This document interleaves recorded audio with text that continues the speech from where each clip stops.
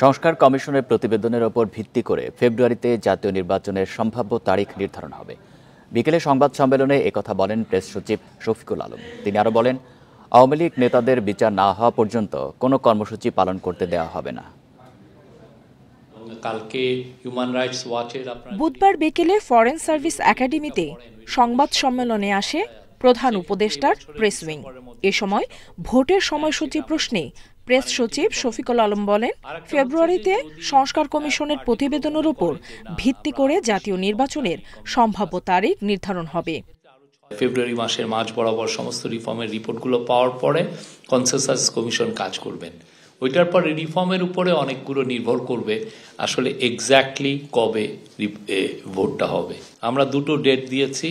একটা হচ্ছে যে যদি কম রিফর্ম হয় সেক্ষেত্রে এই বছরের ডিসেম্বরের মধ্যে ইলেকশনটা হবে। আর একটা হচ্ছে যে যদি পার্টিগুলো মনে করে যে না আমরা আরো বেশি রিফর্ম চাই গভর্নমেন্টের কাছ থেকে, তাহলে সেক্ষেত্রে আরো 6 মাস এটা এক্সটেন্ড করা যেতে পারে। এ সময় আওয়ামী লীগের কর্মসূচি ঘোষণা প্রসঙ্গে কঠোর বার্তা দেন প্রেস সচিব। বলেন, ক্ষমা না চাওয়া পর্যন্ত কোনো কর্মসূচি করতে পারবে না দলটি। বাংলাদেশে যতদিন না তারা ক্ষমা চাচ্ছে, যতদিন না তাদের এই লিডারশিপকে ট্রায়ালের মধ্যে আনা হচ্ছে এবং তাদের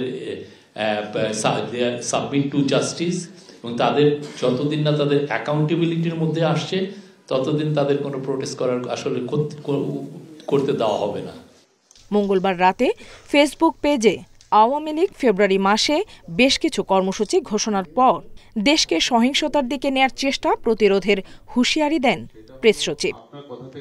নুরসেলিনা শিউলি, ইন্ডিপেন্ডেন্ট নিউজ, ঢাকা।